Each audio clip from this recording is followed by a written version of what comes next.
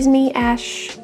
So today is going to be another kind of mini-sode because I know I said last time at the end of the episode that we were going to talk about school days because I just finished showing Rob School Days. Yeah, he doesn't want to talk about it.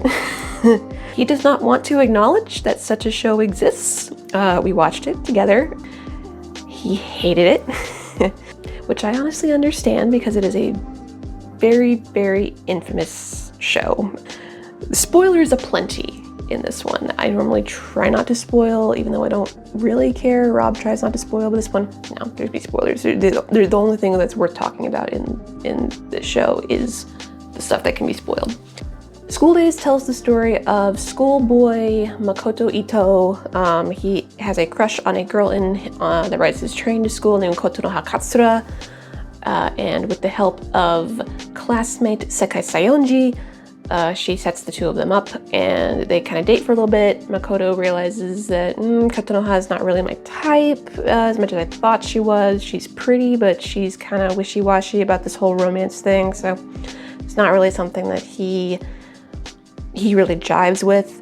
But instead of, doing the normal thing that a person would do and break up with her and start, finding someone else, he starts sleeping with Sekai behind Kotonoha's back without formally breaking up with her. And as the show goes on, he kind of deals with that, and he also kind of becomes a huge sex addict by sleeping with pretty much every female character in the show. After his escapades happen, Sekai finds out that she is possibly pregnant with Makoto's baby and tries to patch things up with him despite him sleeping around. She's very, very angry. He goes back to Kotonoha because she is still hopelessly devoted to him for some reason, despite everything he's done.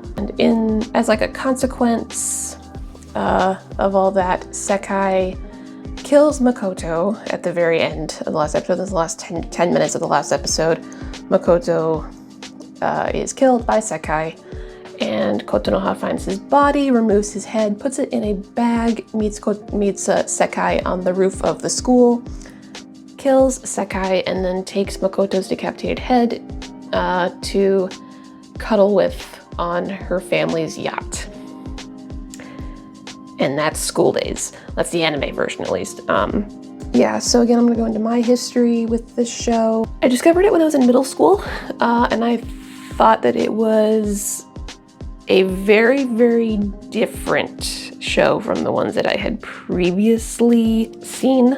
I had seen things like Higurashi and even Elfen Lied, but I had never seen one that was this heavy on the sex parts of it, the sexual aspects. So when I got to the conclusion, it was a huge whoa.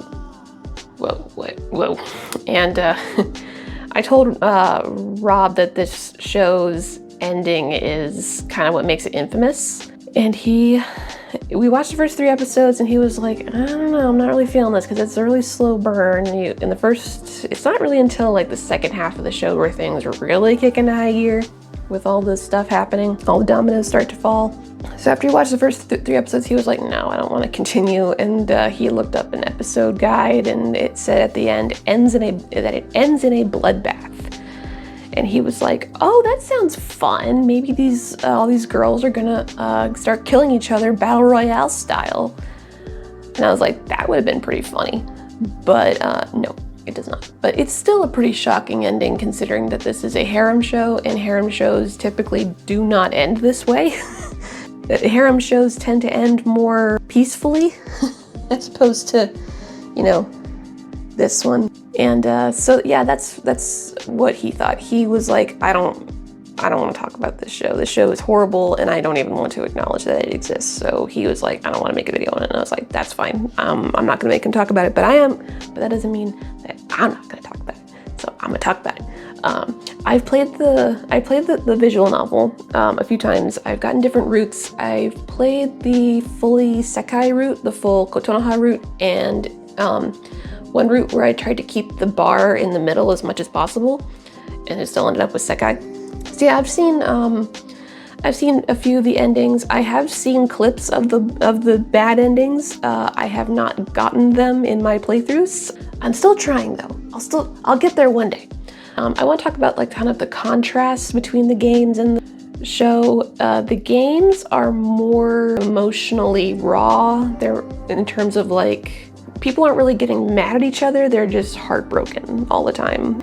And it really depends on what route you go. It is a very kind of emotionally like sad game, depending on how you play it. When I played with what I'm gonna call the middle route, there was a lot of clips of Sekai just kind of crying in her pillow and being like, I love Makoto, I miss him, why do you have to choose someone else? Because I was kind of being wishy-washy between the two of them. In the beginning, I kind of showed more interest in Sekai, and then towards the middle-ish, I got more interest in Kotonoha, and then at the end, he just kind of sways all the way to Sekai. It is just very sad and heartbreaking to see these characters just be like, oh, they all have like feelings for each other, which I know is par for the course in harem, but still it's like this one guy, he's very boring and not particularly interesting, and yet all the girls fall in love with him, which is, it's otaku wish fulfillment. That's all that these games are for. So yeah, the biggest difference is really the tone. The anime is way more mean-spirited, I think I'll say. It's a lot more mean-spirited than the game is. The game is, like I said, it's more kind of emotionally, kind of tearjerker even in some parts. And then you get to the bad ending where it's just like, what? When you watch the show, Makoto in the games is more, I'm trying to think of a way to put this. He doesn't really have much of a personality because he's controlled by the player. He's meant to be a player's self-insert, and so you control his actions, you control how he responds to these situations. In the anime, they give him a personality of, I don't care about any of these women. I just want to have sex and I want to sleep with as many women as possible, and I do not care who gets hurt in the process. And in that sense, this is another point of debate in discussions about school days is it a good deconstruction of the harem genre?